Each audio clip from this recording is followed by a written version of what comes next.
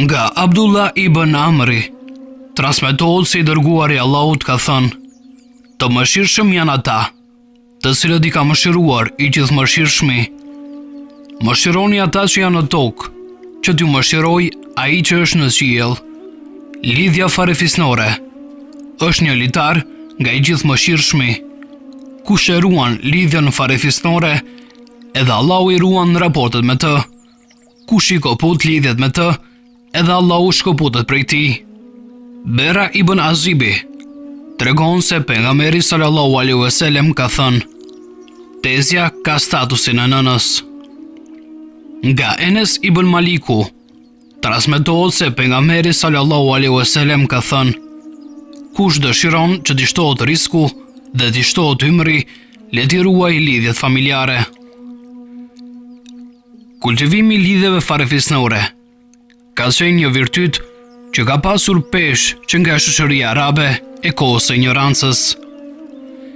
Islami i ka kushtuar shumë rëndësi këtij tipari, ka përmirësuar disa gabime të kohës së ignorancës dhe nga ditët e para e ka futur atë në kategorinë e parimeve themelore. Në periudhën e ignorancës, kjo lidhje ka qenë mjet krekosje, mendjemallësie dhe lavdërimi para të tjerëve.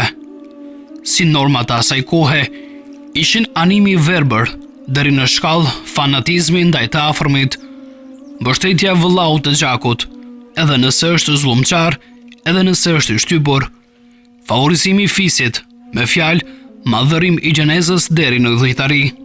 Islami ka përmirësuar këto raporte, ka krijuar një rrjet raportesh që në epicendër vë të drejtat përgjithësitë e ndërsjella. Lidhjet farefisnore nuk mund të sigurojnë kurfar avantazhi para rrimeve bazë islamit si drejtësia, barazia para ligjit dhe individualizmi i krimit. Në asnjë mënyrë nuk lëshohet penë, dëshmi dhe gjykim. Drejtësia zbatohet edhe ndaj familjarit më të afërt. Askush se mban mbarën e të tjetrit, madje as së njeriu më të afërt. Në këtë drejtim, nuk mund të flitet as për privilegjin e pejgamberit sallallahu alaihi wasallam, i cili është shprehur se s'mund të bëj gjë as në këtë botë as në tjetrën, madje edhe nëse bëhet fjalë për Fatimen, vajzën time.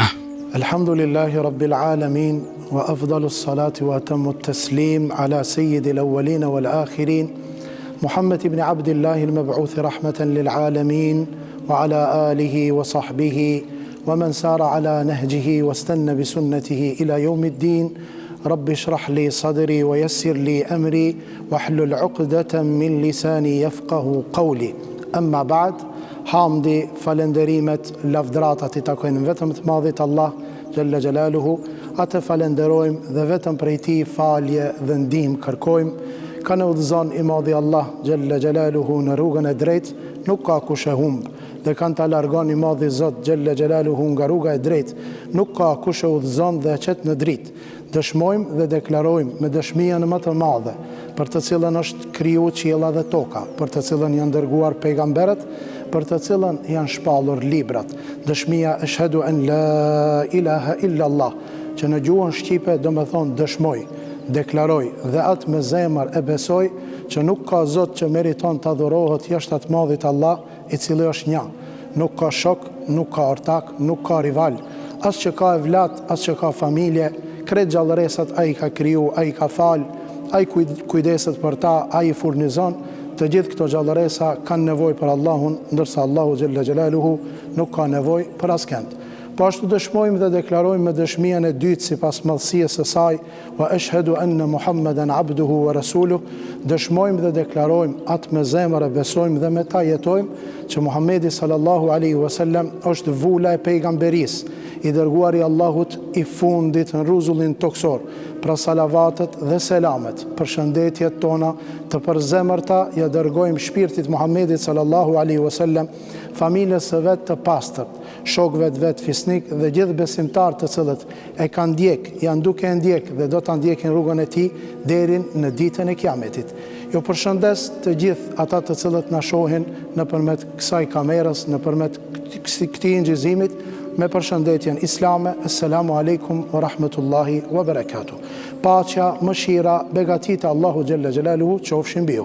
Ne lutim të madhin Allah xhalla xhelaluhu që Allahu të zbret mirësi mbi neve dhe mbi gjithë ata të cilët na ndjekin neve.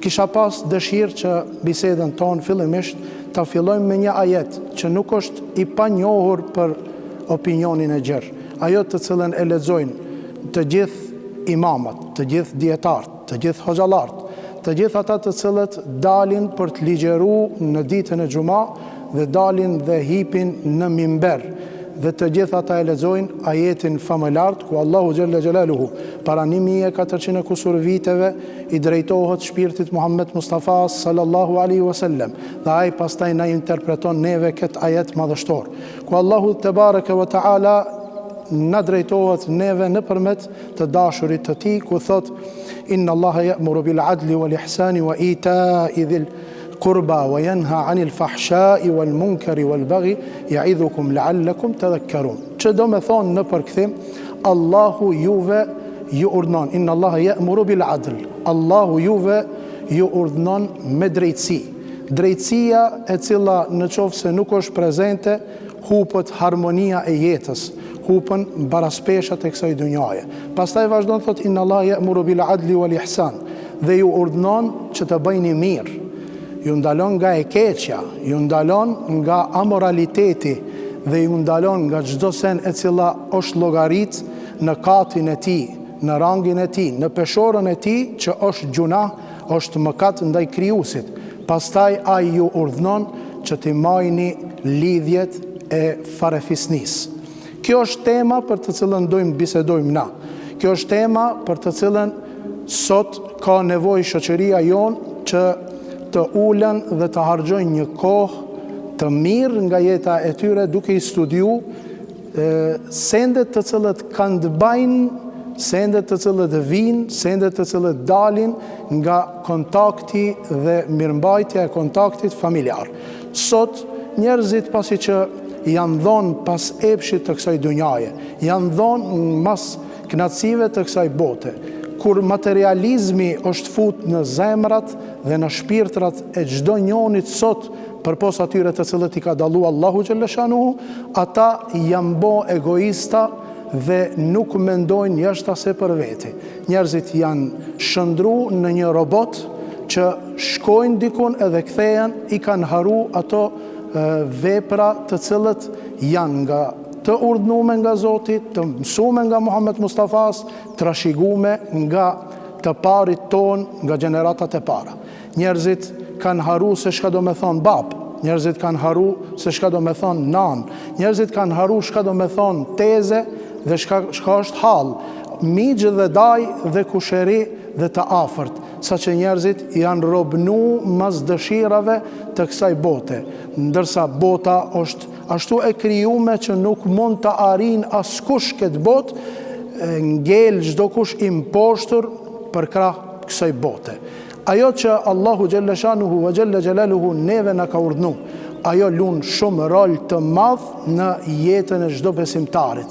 Në qoftë se njeriu jeton këtë dunja, duhet ta dinë që jeton me ato që i ka përrethi, me ato të cilët i ka në familjen e tij, me që në qoftë se don ta kënaqësh të madhin Zot, në qoftë se don që kur dalsh para të madhit Zot që ai të jetë i kënaqur, duhesh të jesh në kontakt vazhdimsi me ata që i kije farefis dhe akraba, për shkak se mirësitë e shumta që Allahu Gjelle Gjelaluhu ja jep këtij ummetit, gjindën dhe mshehen në kontaktin që e ban njeriu me akrabatë vet. Në moment që ai i kput këto kontakte, shëndrohet jeta e tij në një jetë e ngushtë, në një jetë e cila ka shumë monotoni. Allahu Gjelle Gjelaluhu në Kurani Kerim na ka mësuar të gjithëve neve duke thonë: "Wa man a'rada an dhikri fa inna lahu ma'ishatan danka wa nahshuruhu yawma al-qiyamati a'ma." Thot ai i cili largohet nga udhëzimet tona, ai i cili largohet nga Kurani, largohet nga mësimet fetare, ai do të ketë një jetë të vështirë. Ajo jetë e vështirë do të reflekton në këtë sferat e tij. Lusim Zotin Gjellëshanuhu që të na vetëdijson. Walhamdulillahi Rabbil Alamin. Pejgamberi i Islamit, që nga ditët e para ka theksuar rëndësinë e marrëdhënieve familjare. Ndër porositë e para që dha me të mbërritur në Medinë, ishte ajo për lidhjet ndër farefisnore. Abdullah ibn Selami, një nga dietarët hebrejnë, që nderua me kalimin e Islam rëfen. Kur i dërguari erdhi në Medinë, populli doli në rrugë që ta priste. Me që filluan të dëgjohen klithmat, erdhi i dërguari Allahut. Thash të dalet të shoh se ç'po ndodh dhe u futa në mesin e popullit. Kur e pash fytyrën e tij, kuptova se s'ishte fytyrë gënjeshtari. Urdhri i parë që dëgjova prej tij ishte ky: "O njerëz, jepni selam, ushqeni njerëzit, ruani lidhjet familjare, fali namaz, kur njerëzit bëjnë gjumë dhe hyni në xhenet në prekje."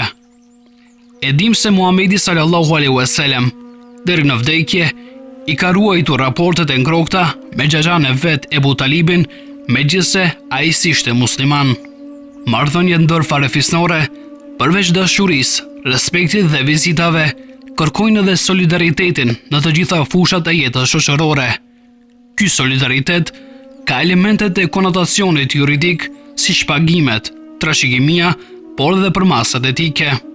Transmetohet nga Imam Buhariu, rahimahullahu ta'ala, një dietar i madh islam, i cili ka bërë një libër që llogaritet libri më i sakt pas Kurani Kerimit, i cili ka grumbullu fjalët e Muhammed Mustafas sallallahu alaihi wasallam. Ai atje transmeton këtë hadith madhështor, ku këtë hadith e kanë dëgju Ebu Dher el-Ghifari. Ebu Dher el-Ghifari është një sahabi që ka shoqëru Muhammed Mustafa sallallahu alaihi wasallam, profetin ton.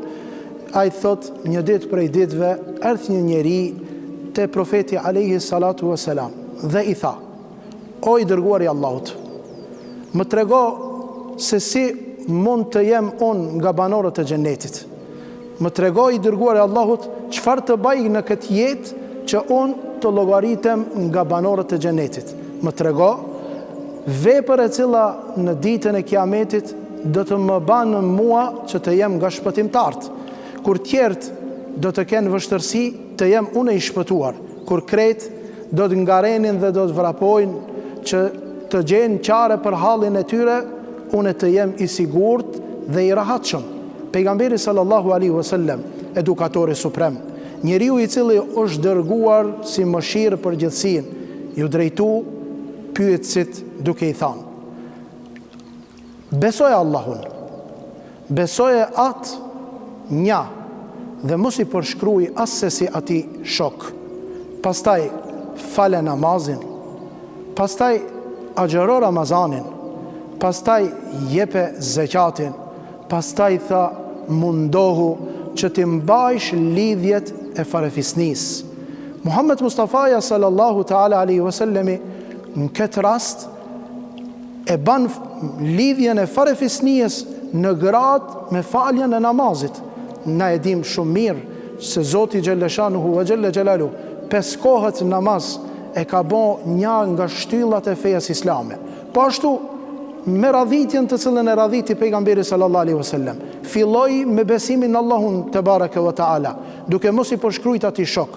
Pastaj me obligimin e namazit, pastaj me obligimin e agjerimit, pastaj me obligimin e dhënjes së zakatit, i përfshiti pejgamberi sallallahu alaihi wasallam në këtë hadith të gjitha shtresat e njerëzve, por nuk e haroi i madhi Muhammed sallallahu alaihi wasallam se në jetën tënde nuk ka të bëje vetëm me obligimin që e ke ndaj Zotit, nuk ka të bëje vetëm me përkuljen tënde në namaz, apo ndetja jote pa ushqim edhe pa haje dhe pa pije gjatë muajit Ramazan, apo solidarizimi i jot me shtresën të varfërve, fukarave, por i përfshiti pejgamberi sallallahu alaihi wasallam edhe lidhjet farefisnore.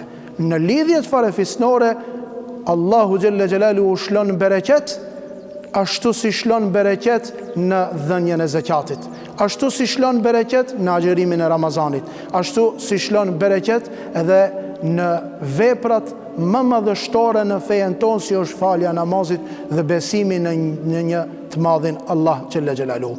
Pastaj pejgamberi sallallahu alaihi wasallam ju drejtu të pranishmive, duke i thonë, tha dijeni se o shokët e mi, inna tha ar-rahim muallaqatun bi arshir rahman, tha dijeni o ju të pranishëm, o shokët e mi, tha lidhja farefisnore është e lidht me arshin e Allahu xhalla xhelaluhu, një arsh i Zotit që llogaritet krijesa më e madhe që ekziston, që e ka fal i madhi Zot, i cili gjendet mbi 7 kaqe, atje lart është i lidh ky kontakt, lidhja farefisnore. Tha inna ar-rahim muallaqatun bi arshir rahman, tha është i lidh me arshin e mëshiruesit Allahut.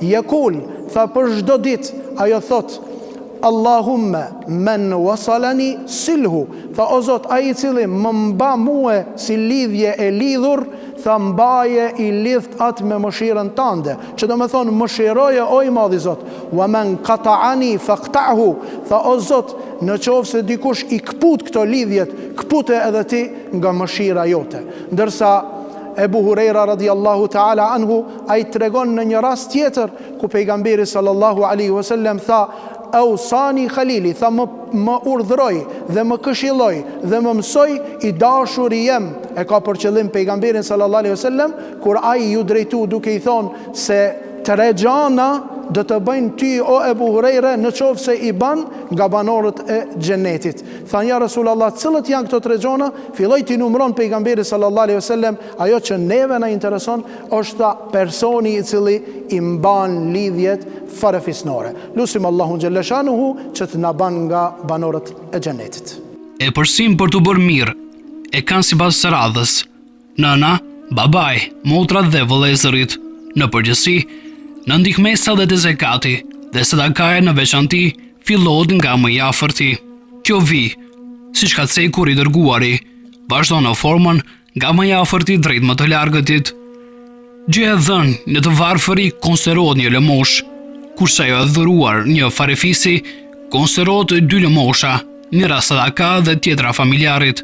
Një person nga farefisi i afërt që meriton për kujdesjen dhe lidhjen është tezja. Në kulturën tonë ekziston shprehja, tezja është gjysma e nënës, e cila paraqet pasqyrën haditheve në këtë temë.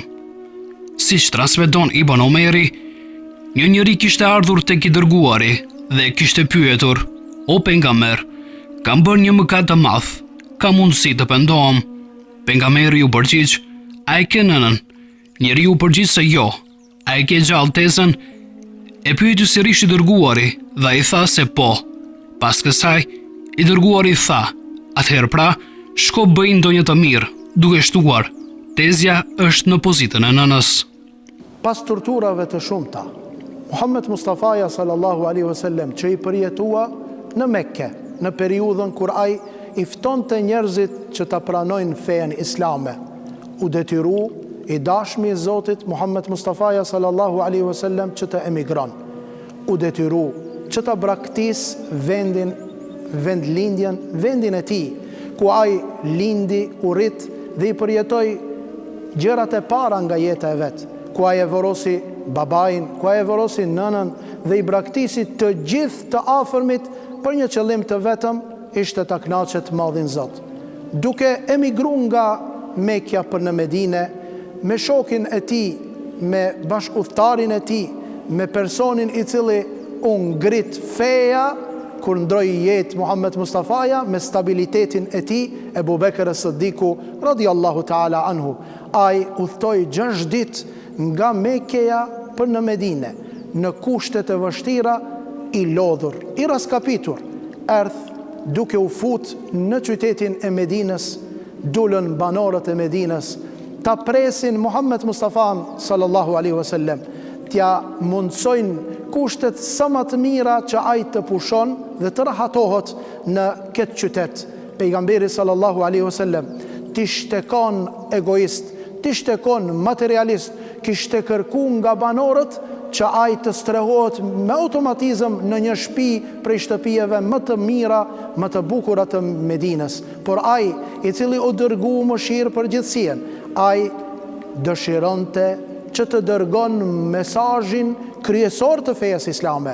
Ai, duke qenë bideve, njerëzit kanë dalë me gëzim të madh se po vjen i dashur i Zotit dhe i dashur i njerëzisë, i cili është dërgu mëshirë. Ai tha: ja ejuhen nas, o ju njerëz, duke i përfshirë besimtarët musliman dhe ato jo musliman, duke i përfshirë krishterët, duke i përfshirë jehudët, duke i përfshirë edhe ateistët, të gjithë hinë në mesazhin e profetit të madh Muhammedit a.s. Tha: ja ejuhen nas, tha: o ju njerëz, efshu selam, tha: ndajeni, tha, selamin. Selam në gjuhën tonë do me thonë paqe, shpërndajni paqen, nuk duhet të ketë konflikt, nuk duhet të ketë gjakderdhje, nuk duhet të ketë trazira, por njerëzit në të jetojnë në paqe. Tha: efshu selam, tha: wa at'imu ta'am, tha: edhe jipni njerëzve që të ushqehen, jipni njerëzve ushqim që të mbushin barkun dhe stomakun e tyre, për shkak se njeriu kur është i und mund të shkaktohet me ta dhe mund të manipulohet me ta dhe mund të bëhet me ta çmos. Andaj jipni njerëzve, bëhuni human dhe shpërndajni njerëzve të hajnë, mos i lini njerëzit të und. Mesazh hynor i Zotit nëpërmjet Muhammed Mustafas sallallahu alaihi wasallam. Tha: jepni ushqim, at'imu ta'am, wasilul arham. Ajo shka neve na intereson. Tha: asesi mos i kputni lidhjet farefisnore, sepse lidhjet farefisnore janë shumë të rëndësishme për çdo njeri, qoftë musliman apo jo musliman, sepse në atë do të gjeni jetë. Pastaj tha: wasallu bil leili wan nasu niyam, tha: edhe faluni kur gjithë tjerët flenë, kur gjithë qertë janë thellu në gjumë, ju tha ngrihuni për hir të madhërisë të madhit Allah xhalla xjalaluhu dhe vendosni ballin në tokë, sepse Allahu xhalla xjalaluhu tha do të rezulton me këto vepra që ju tha tadkhuluna jannata rabbikum bisalam, do të futeni në xhenetin e Allahut me paqe, me selam. E filloi me selam dhe e mbaroj fjalimin e tij me selam, ndërsa transmetuesi i këtij hadithit madh ishte Abdullah ibn Selam, Abdullahi robi Allahut i cili është es-selam.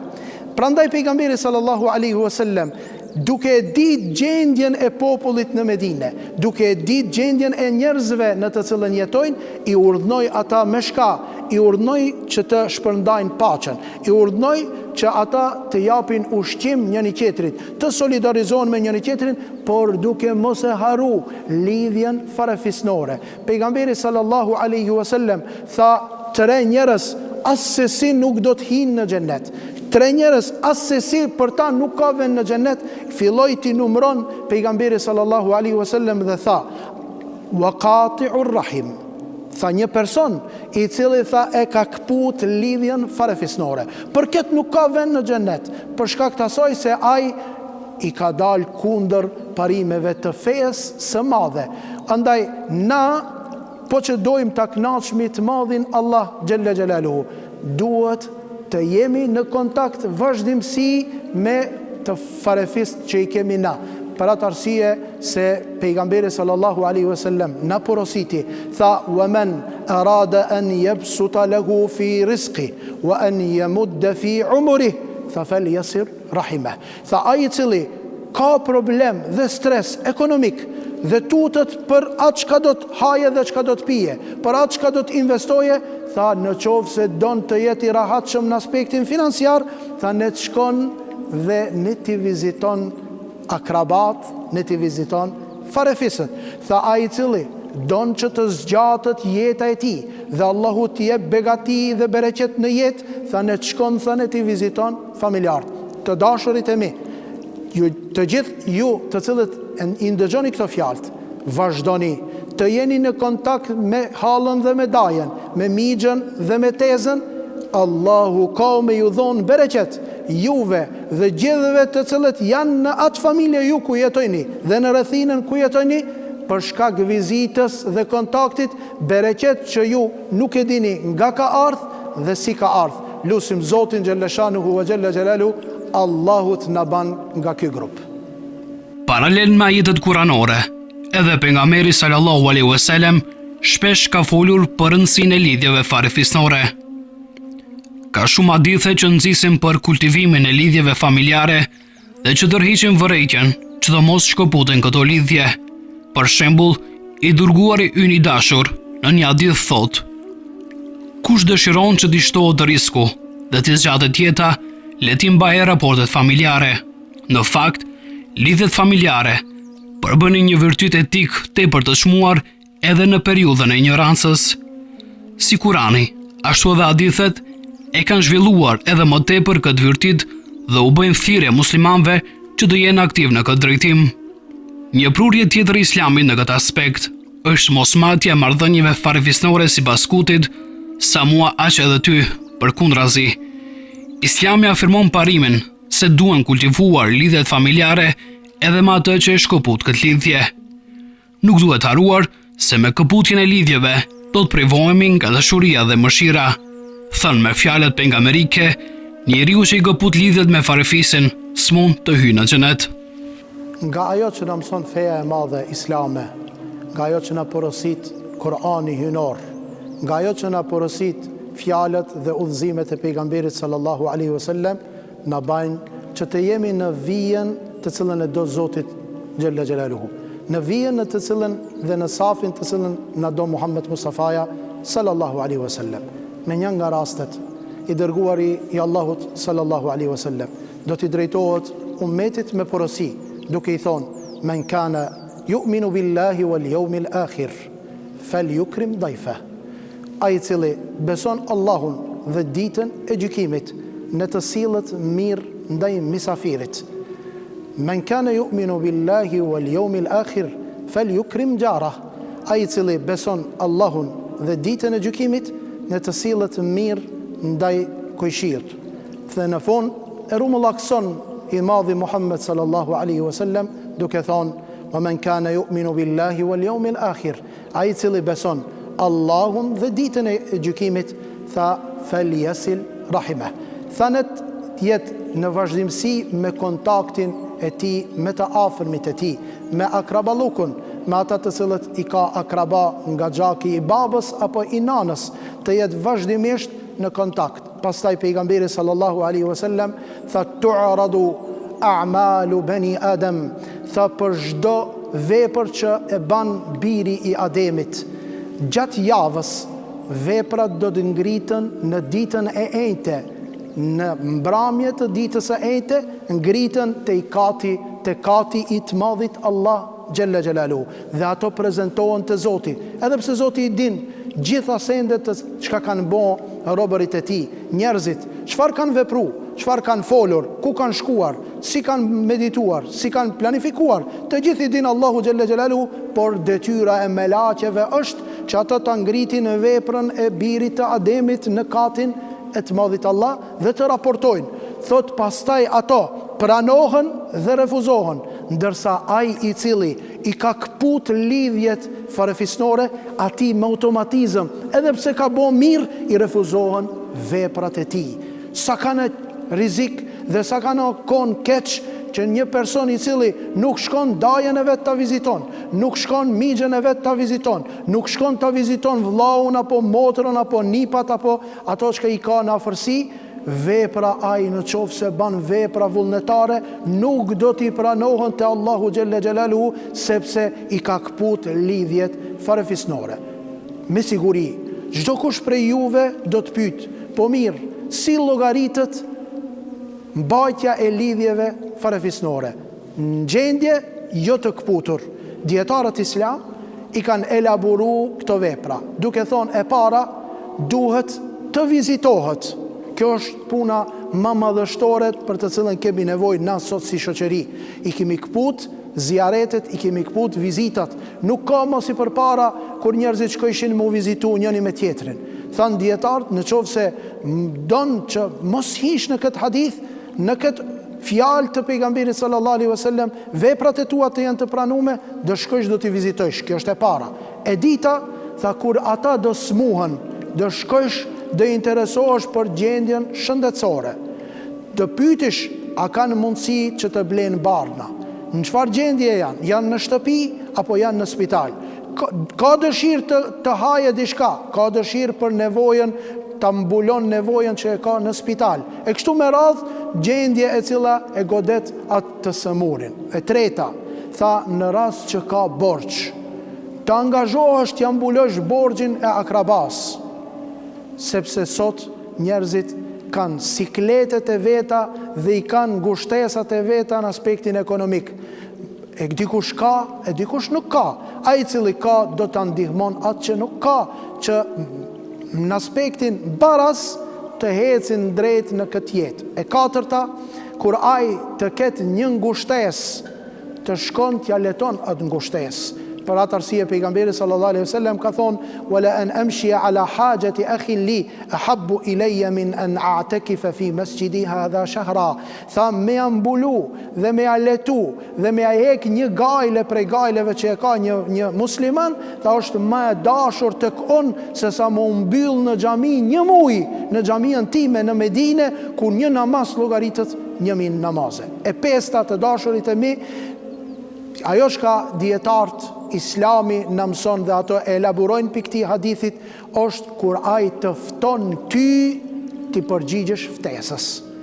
Shpesh bën vaki që ato bëjnë gëzime, bëjnë darsma, bëjnë mbledhime, na njëri tjetrin e bllokojmë, njëri tjetrin e refuzojmë, ndërsa rahmeti dhe bereqeti i Zotit është kur na ti përgjigjemi ftesës. Kanë ardhur shumë hadithe që na mësojnë neve që obligim e ka muslimani të përgjigjet ftesës kur ai tjetri e fton.